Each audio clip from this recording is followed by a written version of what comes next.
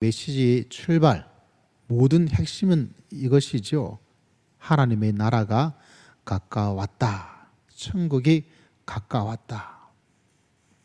그 천국을 그때부터 맛볼 수 있도록 하나님께서 역사에 주신 것입니다. 이게 무슨 말일까? 하나님이 다스리는 나라, 하나님께서 그곳에 역사하시는 나라가 이제 시작을 하였다라고 이야기를 하고 있습니다.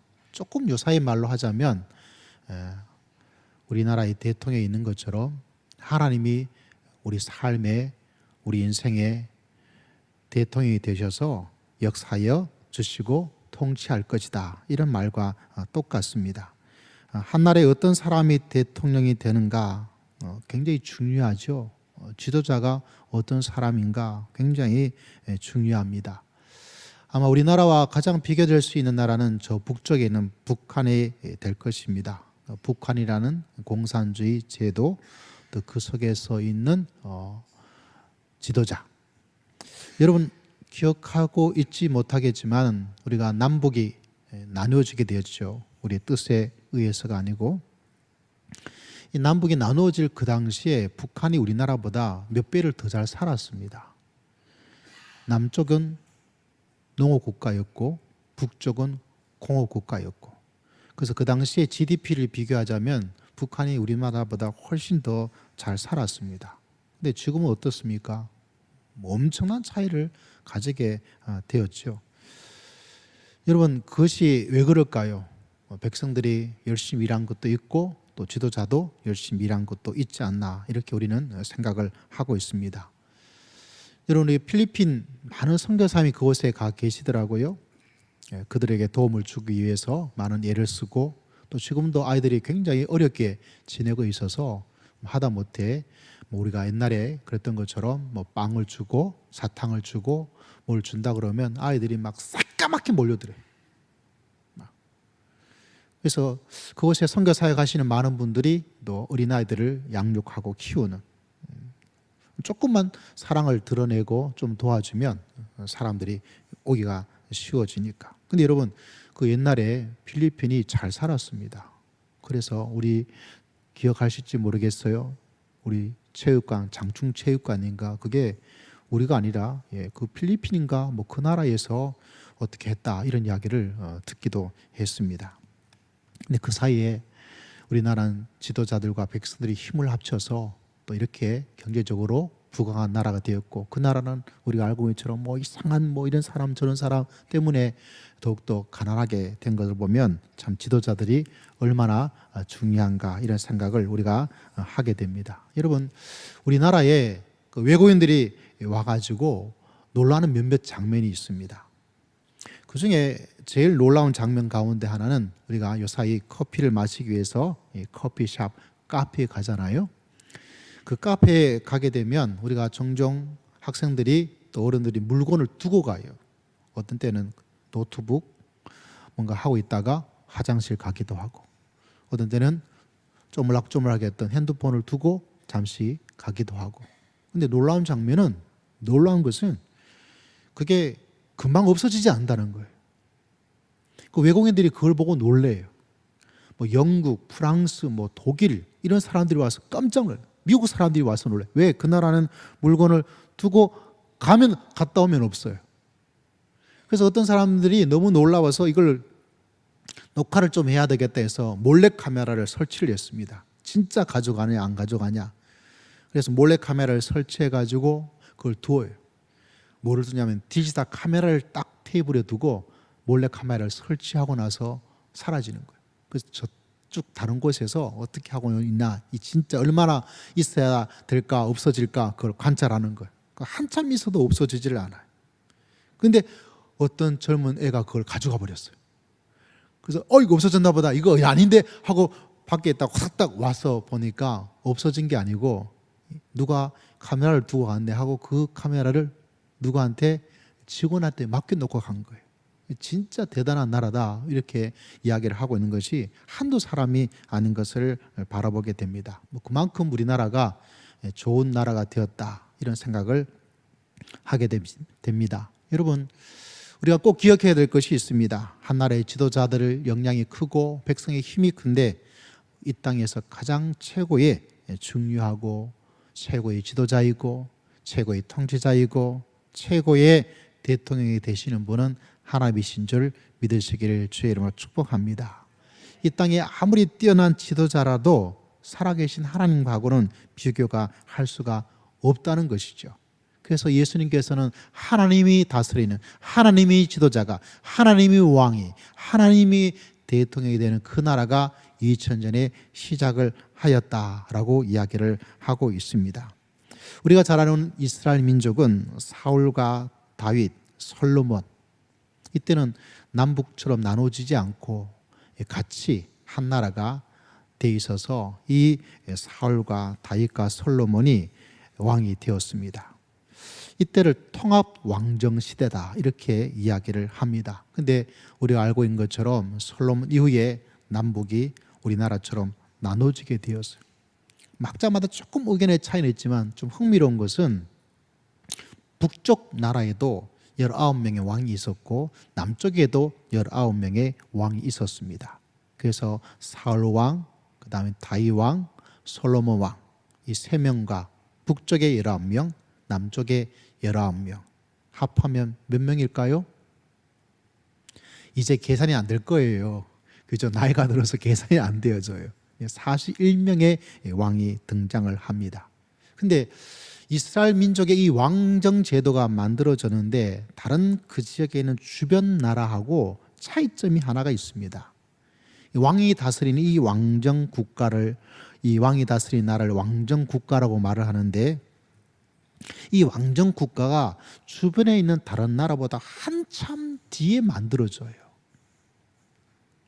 왜냐하면 이스라엘 민족은 왕이 다스린 나라가 아니라 우리가 알고 있는 것처럼 하나님이 다스린 나라, 신정 국가의 모습을 가지고 있었습니다. 그래서 오늘 읽었던 말씀이 그 이야기를 하고 있습니다. 특히 우리가 읽었던 말씀 중에 23절에 이런 말씀이 나타나게 되는 것을 바라보게 됩니다. 마지막에 뭐라고 말하고 있습니까? 여호와께서 너희를 다스릴 것이다. 이게 구약과 신약에서 계속 이야기하고 있는 하나님의 메시지예요. 누가 우리를 다스리신다고요? 하나님께서. 여러분의 하나님이 다스리는 하나님 나라의 백성인 줄을 믿으시기를 주의 이름으로 축복합니다. 이 사사기의 배경을 조금 이야기하자면 사람들이 22절에 있는 것처럼 기드온이 그 당시에 큰 적을 무찔렀습니다. 이길 수 없는 적을 무찔렀어요. 그러니까 이스라엘 백성들이 말합니다. 뭐라고 말합니까? 기드온님, 뭐라고요? 우리 왕이 되어주세요. 우리 왕이 되어주세요. 이 미단의 손에서 우리를, 이 생명을 구원해 주었고 우리를 보호해 주었으니까 당신이 왕이 되고 당신의 아들이 왕이 되고 당신의 손자가 왕이 되어 주십시오. 그러면 우리가 이 적군에서 우리가 힘을 합쳐서 우리가 보호를 받은 것처럼 당신이 다스려주면 우리가 너무나 좋겠습니다 라고 요청을 하였던 것입니다. 근데 기도는 뭐라고 말하고 있습니까? 내가 왕이 되라고, 내가 대통령이 되라고, 너무 좋겠어. 야, 해볼만 한데. 이렇게 기드온이 말하지 않고 뭐라고 말하냐면 내가 아니라, 모르죠? 나의 아들도 아니고 누가 너희를 다스린다고요? 하나님께서 너희를 다스릴 것이다. 할렐루야. 이게 뭔지를 잘 아는 것이 믿음 생활에는 정말 중요합니다. 미디안이 그 침략에서 우리나라를 구원해 주었으니까 당신이 왕이 되어 우리를 다스려주면 좋겠습니다. 백성들이 그렇게 말을 했습니다. 그런데 여러분, 이 백성들이 보지 못한 게 있습니다. 뭐를 보지를 못했느냐면 이 기드온을 움직이고 기드온을 불러내고 기드온, 알고 있는 것처럼 기드온의 겨우 300명이란 그 용사의 몇십 배를 이겼는데 그 기드온의 300이라는 그 작은 숫자를 가지고 이 전쟁에서 승리하도록 만들어 준 것은 기드온이 아니에요. 누가 하신 거죠? 하나님께서 승리하도록 역사하여 주셨습니다. 할렐루야. 근데 사람은 그걸 못 본 거예요. 사람은 이 기드온이라는 지도자와 겨우 300명밖에 되지 않은 이 사람을 가지고 저 많은 적군을 무찔렀던 그 엄청난 기적 같은 일을 행했던 이 명장을, 이 위대한 장군을 이 사람이 그것밖에 보지를 못한 것이죠. 왜냐하면 기도원의 작전, 기도원의 실력, 기도원의 리더십, 그것만 백성들이 바라보다 보니까 이 사람이라면 우리를 지켜줄 것이다. 이 사람이라면, 이 사람이 왕이 된다면, 이 사람이 대통령이 된다면 우리나라가 잘 먹고 건강하게 잘 살 것이다. 그래서 그 기도원에게 우리의 왕이 되어달라고. 당신이 그렇게 위대하니까 당신이 낳은 아들은 얼마나 위대하겠냐고. 당신의 아들도 우리 왕이 되어달라고. 그 아들의 아들, 손자도 왕이 되어서 우리를 다스려주면 이 엄청난 승리를 거둔 것처럼 우리가 계속해서 승리를 얻게 될 것이다.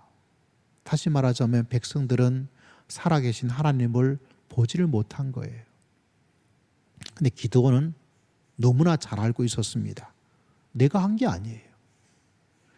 노, 아니야.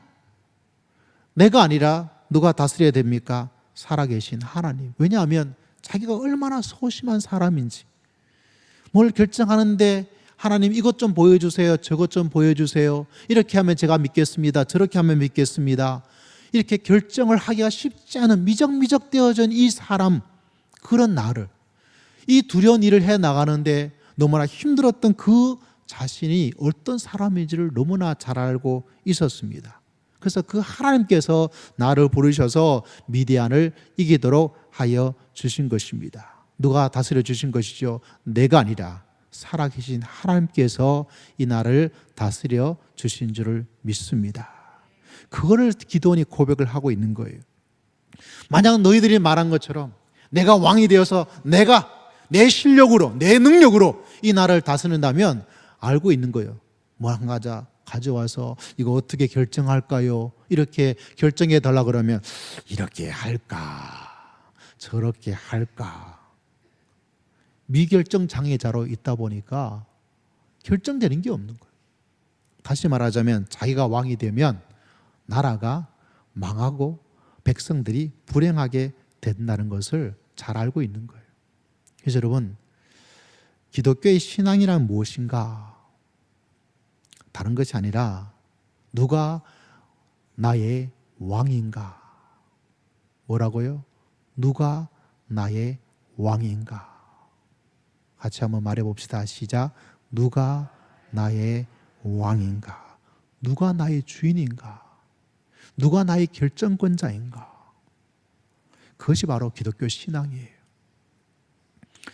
여러분, 온 세상의 문제가 무엇입니까? 내가 왕이 될 거야. 또 다른 말로 하자면 주도권 싸움이에요. 사람에 대한 주도권. 가정에도 그래. 제가 훈련받았던 담임 목사님은 그 옛날 분이시죠. 이제는 원로 목사님이 되셨는데 항상 들으면서도 재미가 있었어요. 가정 이야기를 할 때. 왜냐하면 결혼하면 마누라를 잡아야 된다. 옛날에 다 그랬죠. 옛날 분들은 아내를 잡아야 된다. 어떻게 잡을 것인가? 목사님이 아내를 잡아놓고 때리고 이렇게 할 수도 없으니까 뭘 하셨냐면 말을 안 했어요. 한마디 말도. 집에 들어오면 아내가 밥상 차려놓잖아요. 그럼 밥만 탁 먹고 한마디 말도 안 했어요. 뭘 하려고요? 아내를 잡아야 되겠다고. 그 이야기 들으면서 참 요새 그랬다면 어떻게 될까 이런 생각을 하게 됩니다. 여러분, 신앙생활을 한다는 것은 하나님을 왕으로 모시고, 할렐루야, 하나님을 왕으로 인정하시고 하나님의 섭리를 믿고 하나님을 의지하고 살아가는 천국의 역사를 맛보는 여러분 모두가 되시기를 주의 이름으로 축복합니다. 우리 교회 역사 가운데 칼빈이라는 종교개혁가가 있습니다.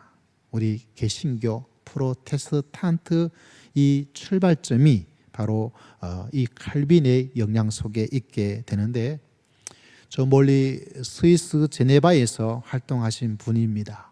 1540년 이분이 아이를 셋 달려있는 과부 되신 분하고 결혼을 했습니다. 그래서 결혼하고 나서 아이를 가졌는데 아들이 태어났어요.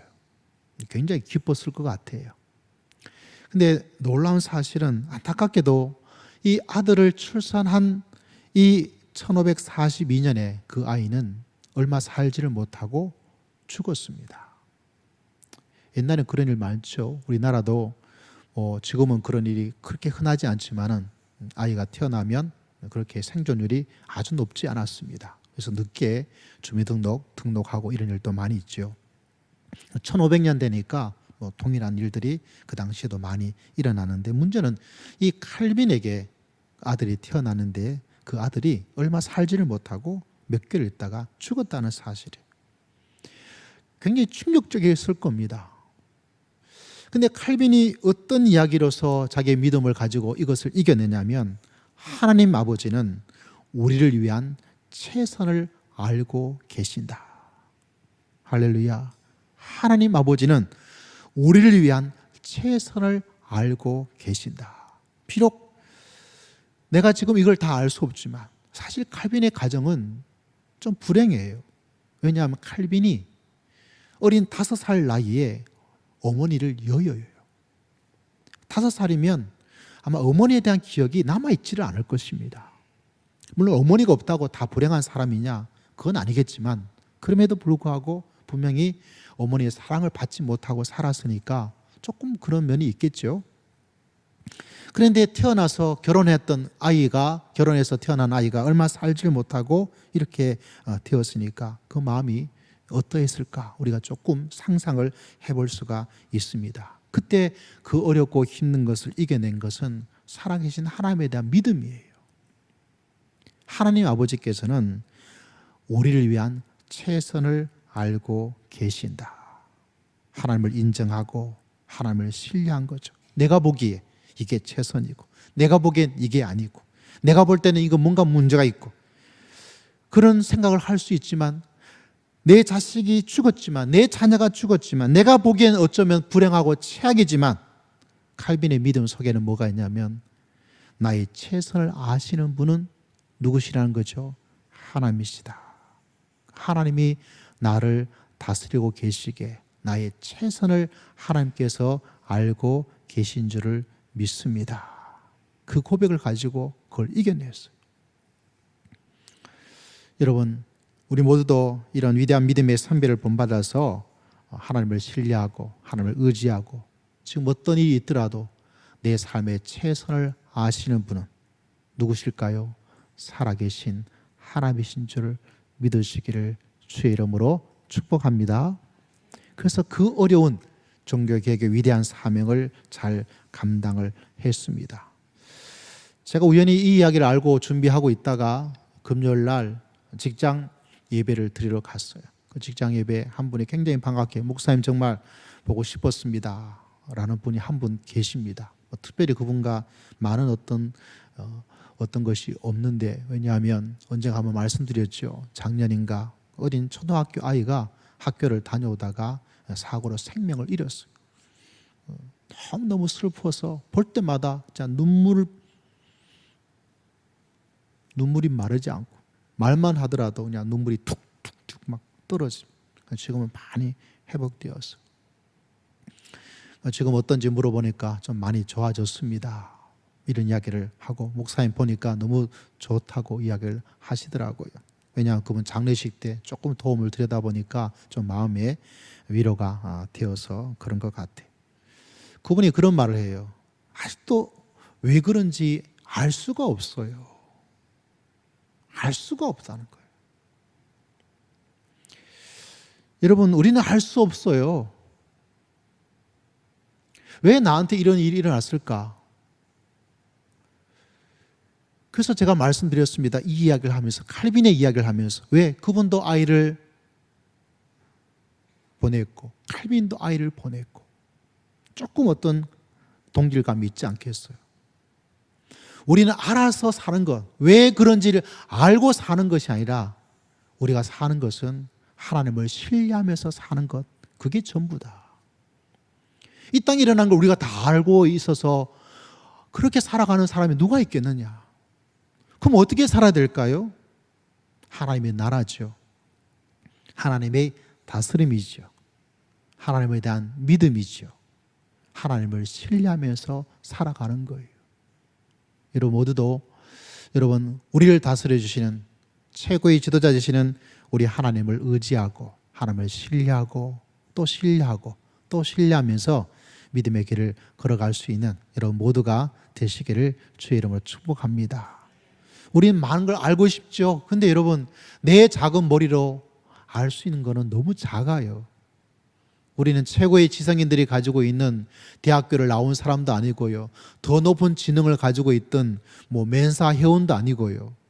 그 멘사 회원이라 할지라도 이 온 지구에 온 우주에 알고 있는 것은 조금 미세먼지보다 알고 있는 거는 별로 없어요. 알고 살아가는 거 아니에요. 어떻게 살라고요? 하나님을 신뢰하고 하나님을 바라보고 하나님께서 다스려 주실 것을 믿고 믿음의 길을 걸어가면 하나님께서 놀라운 역사를 우리 모두에게 베풀어 주실 줄을 믿습니다. 그걸 알고 있는 거예요. 누가요? 기드온이. 그래서 하나님이 다스려 주셔야 됩니다. 여러분 인생의 수많은 해결은 간단해요. 이런 일 저런 일 만난다 할지라도 우리는 다 할 수 없어요. 내가 또 어떻게 다 할 수 있는 것도 아니에요. 딱 한 가지만 붙잡고 있으면 믿음의 성도는 승리할 줄을 믿습니다. 하나님께서 다스려 주실 줄을 믿습니다. 나의 최선을 아시는 분은 살아계신 하나님이신 줄을 믿습니다. 그러면 여러분 인생에 이런 일 저런 일 만난다 하더라도 그걸 다 헤쳐나갈 수가 있게 된다는 사실입니다. 자, 오늘 읽지 않았지만 기도원이 이런 메시지를 한 후에 참 안타까운 것은 하나님이 아니라 다른 사람이 다스릴 이야기가 막 나오기를 시작해요. 사사기 8장 34절 35절 말씀 보면 이런 구절이 나타나게 됩니다. 앞에 화면을 보셔도 돼요. 같이 한번 읽습니다. 34절 35절 시작. 이스라엘 자손이 주의 모든 자기들을 건져내신 여호와 자기들의 하나님을 기억하지 아니하며 또 여룹바알이라 하는 기드온이 이스라엘 베푼 모든 은혜를 따라 그의 집을 후대하지도 아니하였더라. 주변의 모든 원수들의 손에서 그들을 건져내어 주었습니다. 여러분 하나님께서 우리의 삶 속에 우리를 이렇게 건져내어 주실 줄을 믿으시기를 주의 이름으로 축복합니다. 그러면 건져내어 주는 역사가 일어나게 되는 거죠. 그리고 여러분 그걸 몰라서 그렇지 여러분 삶 속에서 우리의 신앙이 이 백성처럼 기도한 사람이 내가 어떤 것을 했다라는 것이 아니라 하나님께서 그 이면에 역사해 주신 것을 보아야 되는 건데 우리는 또 보지를 못하는 거예요. 누구처럼? 기도한 시대의 백성들처럼. 하나님 말을 할 때는 있긴 있지만 우리의 많은 부분에서는 어떻습니까? 건져내어 주신 분이 누구시라고요? 살아계신 하나님이신 줄을 믿습니다. 근데 순간순간 우리는 잊어버리는 게 되는 거죠. 왜? 그것이 사람이기 때문에 그래요. 그리고 주일날 왔어야 그런가 보다. 또 밖에 나가면 또 그걸 잊어버리고 살아가는 거예요. 여러분에게 좋은 일이 있습니까? 하나님께서 우리를 건져주시는 축복의 역사인 줄을 믿습니다. 어려운 일이 있습니까? 그 속에도 하나님께서 건져주실 줄 믿으시기를 주의 이름으로 축복합니다. 근데 그걸 잊어버려요.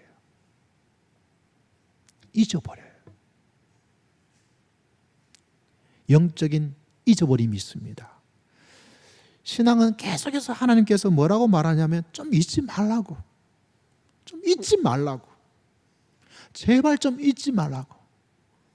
저는 이 이야기 나오면 옛날에 초등학교 때 중학교 때 불렀던 이스라엘 어찌 우리 이 날을 이런 노래가 기억이 나요. 6.25에 대한 잊지 말아야 되겠다. 신앙은요 잊어버리면 큰일 납니다. 무엇을 잊어버리면 하나님의 역사를 잊어버리면 확 미끄러져 가요. 세상으로 가고 사탄으로 가버려요. 우리 자비는 성도에게 이야기해 주십시다. 꼭 기억합시다. 시작. 꼭. 근데 이상하게 말이죠. 좋은 것을 잊어버리지 않고 하나님의 역사는 잊어버리지 않아야 되는데 이상하게 안 좋은 것만 기억을 자꾸 해요. 안 좋은 것만. 힘든 것만 기억해. 가정에도요. 좋았던 것은 잘 기억하지 않고 뭐예요? 안 좋았던 거. 그래서 여러분 꼭 우리 마음속에 다짐해야 돼요. 좋았던 것을 꼭 기억해야 되겠다. 여러분도 이런 지혜로 믿음의 길을 걸어가는 여러분 모두가 되시기를 주의 이름으로 축복합니다. 나한테 잘해준 것을 잘 기억해야 돼. 언젠가 어떤 성도님께서 뭔가 정확하게 기억나지 않는데 목사님 감사합니다 이렇게 말씀을 하시더라고요. 그래서 제가 이야기했어요. 이거 꼭 기억하시라고. 혹여나 나중에 나한테 섭섭한 일이 있더라도 그 섭섭한 거 기억하지 말고 뭐를? 그 고맙다는 그걸 꼭 기억하라고. 왜 그럴까요? 말씀의 지혜가 그래요. 저는 꼭 기억하기를 원해요. 하나님의 은혜를 기억하고 성도님들의 수고와 사랑을 기억하기를 원해요. 힘들 때가 있고 괴로울 때가 있고 이런저런 일이 있겠죠. 그런데 우리는 무엇을 기억해야 될까요? 하나님께서 역사해 준 것을 꼭 기억하고 부모의 사랑을 꼭 기억하고 배우자의 수고를 꼭 기억하고 자식들의 은혜를 기억하고 또 기억하면 여러분 놀라운 일들을 하나님께서 계속해서 우리에게 베풀어 주실 줄을 믿습니다. 할렐루야. 근데 안타깝게도 자꾸 잊어버려요.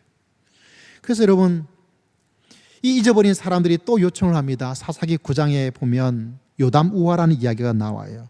어떤 이야기냐면 기드온의 아들 중에서 한 명이 있는데 요담입니다. 그리신 산에 올라가서 그 당시에 불법과 폭력적인 방법으로 왕이 되려는 아비멜렉을 비판하는 내용이에요. 이런 내용이 있습니다. 나무들이 있는데 나무에게 왕을 뽑으려고 그래요. 그래서 누구를 찾아가냐면 왕 중에서 제목감이 될 수 있는 올리브 나무를 찾아갑니다. 올리브 나무 한 대 찾아서 올리브 나무님 왕이 되어주세요. 그러니까 올리브가 나는 안 할래요 이렇게 말하는 거예요. 그래서 올리브가 거절하니까 어떡하지? 그러다 보니까 무화과 나무가 있어요. 무화과 나무에 찾아가서 무화과 나무님 우리 왕이 좀 되어주세요. 그러니까 무화과 나무도 나는 안 하렵니다. 또 주위를 돌아보니까 어떤 나무가 있냐면 포도나무가 있어요. 그 포도나무를 찾아갑니다. 그래서 포도나무님 우리 왕이 좀 되어주세요. 그러니까 포도나무도 거절을 하는 거예요. 이스라엘 민족의 중요한 것이 어떤 나무냐면 올리브, 무화과, 포도 이게 참 중요해요. 올리브는 기름이 나오고요. 무화과는 적절할 때 열매를 맺어주게 되어지고요. 포도나무는 뭐 상상 그대로입니다. 그 나라의 가장 중요한 나무예요. 근데 이렇게 중요하고 도움이 되는 이 나무들 모두가 뭐예요? 왕이 되는 거를 안 하겠다고 그러는 거예요. 그럼 누가 왕이 하면 좋지? 하고 보니까 왕이 될 나무가 하나 있는데 무슨 나무냐면 가시나무예요. 무슨 나무라고요? 가시나무. 그래서 가시나무에 찾아갔어요. 가시나무님, 우리 왕이 좀 되어 주시겠습니까? 라고 하니까 가시나무가 생각을 그래? 하고 그러면 내가 왕이 되어 줄게 라고 수락을 해버렸어요. 수락을 해버렸어요. 그런데 여러분 가시나무는 어떻습니까? 여러분 가시에 찔려본 적 있나요? 좀 찔러 드릴까요? 제 어린 시절에 저희 집 마당에 우물이 하나 있었어요. 뭐 그물 하나밖에 없었는데 그 옆에 화단이 있었어요. 어머니가 꽃을 많이 키우셨는데 그 우물 옆에 어머니께서 뭐를 두시냐면 선인장을 이렇게 큰 선인장 이런 거예요. 가시가 쭈삣된 선인장을 두었어요. 제 어린 나이에 우물가에서 뭘 하다가 넘어졌어요. 어디에 넘어졌냐면 선인장으로 넘어졌어요. 제 엉덩이로 그냥 넘어졌어요. 근데 그 가시가 조그만 가시가 아니에요. 제 엄지, 검지, 손가락만큼 그렇게 선인장 중에 종류가 그런 게 있죠. 그게 나는데 거기에 찔려버려요. 얼마나 아픈지 몰라요. 지금만 생각해도 막 엉덩이 아파요. 여러분 가시나무가 찔러요. 이 우화가 뭐냐면 사람이 왕이 되어서 살면 어떤 일이 일어나게 되는가 다른 것이 아니라 결국은 찌른다는 거예요. 저는요 성도님들이 어떤 목사님들이 누가 대통령이 되겠다 누가 막 이런 거에 막 하는 거 보면 저는 이 이야기가 기억이 나요. 아무리 그 사람이 위대한다 할지라도 사람은요, 결국은 가시나무처럼 사람을 찌를 수밖에 없는 거예요. 누가 왕이 되셔야 되죠? 살아계신 하나님이 왕이 되셔야 돼요. 할렐루야. 여러분, 그걸 꼭 기억하셔야 돼요. 사람이란 것은 좀 나은 왕이 되고 좀 나은 사람이 대통령이 될 수 있을지 모르지만 결국은 뭐예요? 찌르는 거예요. 그렇기 때문에 하나님께서 다스리는 왕이 되어야 되는 거예요. 그 이야기를 하고 있는 것입니다. 여러분, 사실 이스라엘 민족의 지도자들이 많이 나타나요. 왕의 시대가 되는 왕정 시대 이전에도 보면 사무엘상 3장에 보면 엘리라는 사람이 나오는데 이 지도자도 찔러요. 그의 아들 홈니와 비느하스는 더 날카로운 가시가 되어서 엄청난 타락을 만들어 버리는 사람입니다. 사무엘이라는 지도자가 있습니다. 이분은 참 훌륭하게 잘 일을 했는데, 근데 문제는 그의 두 아들 요액과 아비야는 뇌물을 받고 정의로운 재판을 하지 않는 그런 사람이 되어버립니다. 뭐죠? 사람은 항상 찌르는 거예요. 여러분도 내 인생의 왕을 하나님이 아닌 어떤 사람, 어떤 다른 것이 있다면 어때요? 결국은 그것이 좋아 보이지만은 우리에게 가시나무밖에 되지 않는 거예요. 그것 때문에 힘들고, 그것 때문에 고통을 당하고, 그것 때문에 불행해지는 거예요. 그래서 여러분, 우리의 삶의 중심은 늘 하나님을 왕으로 모시고 믿음의 길을 걸어갈 수 있는 여러분 모두가 되시기를 주의 이름으로 축복합니다. 이때 등장한 왕이 누구냐면 아비멜렉이 스스로 왕이 되어버립니다. 사울이란 초대 왕이 있기 전에 아비멜렉이라는 사람이 왕이 되어버렸는데, 이 사람이 하는 행동이요, 지금 이 나라에 있는 대통령이 되고자 하는 사람들이 이전에 했던 그 전략과 크게 다르지를 않습니다. 9장에 보면 그 이야기가 잠시 나타나는데 9장 2절에 보니까 이런 말씀이 나타나게 됩니다. 9장 2절에 보니까 청하노니 너희는 세겜의 모든 사람들의 귀에 말하라. 세겜이라는 단어가 나와요. 어머니의 고향이에요. 세겜 여인. 다시 말하자면 이 사람이 쓴 전략이 뭔지 아세요? 우리가 흔히 우리나라의 정치에서 많이 나오는 지역주의예요. 지역의 어떤 그것을 일으켜서 뭐가 되고자 하는 거죠? 왕이 되고자 하는 거예요. 그래서 저는 지금도 어떤 사람의 지도자가 자기 지역을 어떻게 이야기하고 자기 고향을 이야기하고 우리가 남이냐 이런 이야기를 하고 내 고향이 어떻게 됐다, 우리 부모님의 고향이 어떻게 됐다 이해는 하지만 그런 이야기를 전면에 내세우는 사람을 보면 이 아비멜렉이 기억이 나요. 이 아비멜렉이 자기가 왕이 되고자 자기 형제들 70명을 죽였어요. 다시 말하자면 사람이 왕이 되고자 하고 왕이 되어버렸을 때 결국 이렇게 찌른 거예요. 여러분, 살아계신 하나님을 여러분 인생의 왕으로 모시고 믿음의 길을 걸어갈 수 있는 여러분 모두가 되시기를 주의 이름으로 축복합니다. 우리가 정말 조심해야 될 왕은 뭐냐?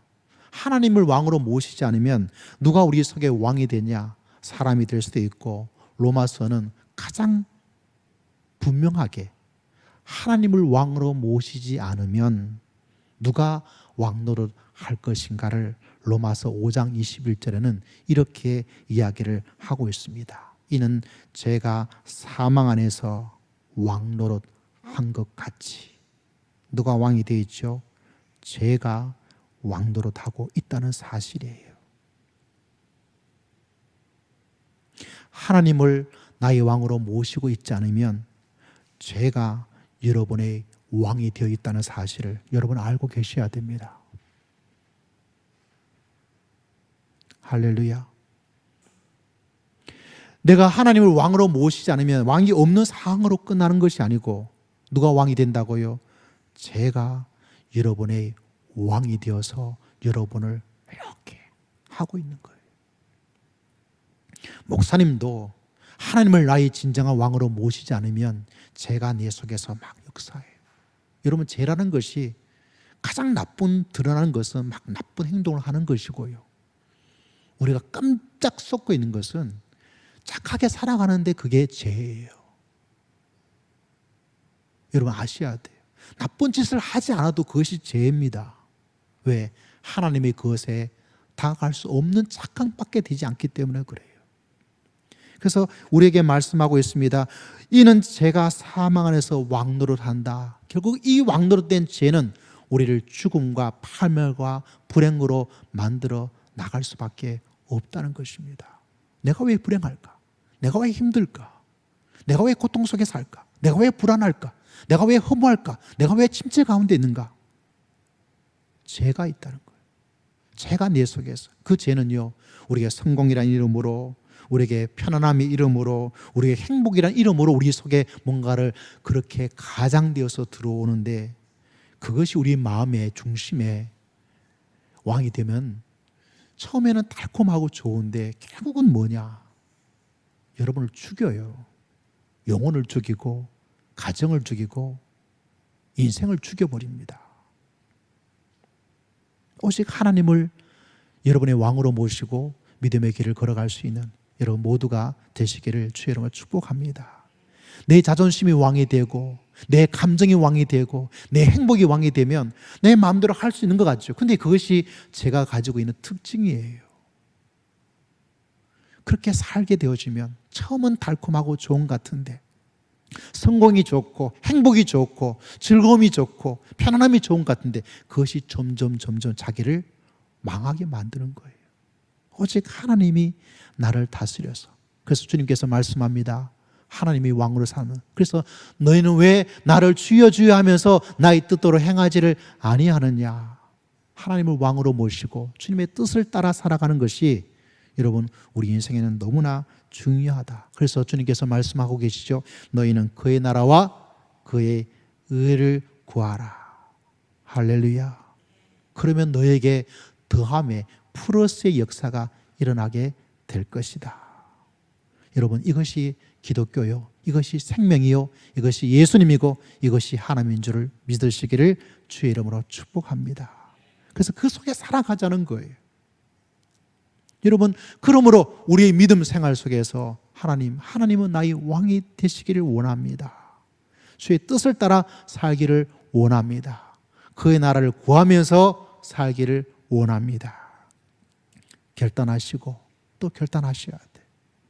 믿음의 성도들이 이 결단이 없이 그냥 알고 있는 그 속에서 정말 하나님이 나의 왕이 되지 않고 내가 왕이 될 때가 너무 많이 있는 거예요.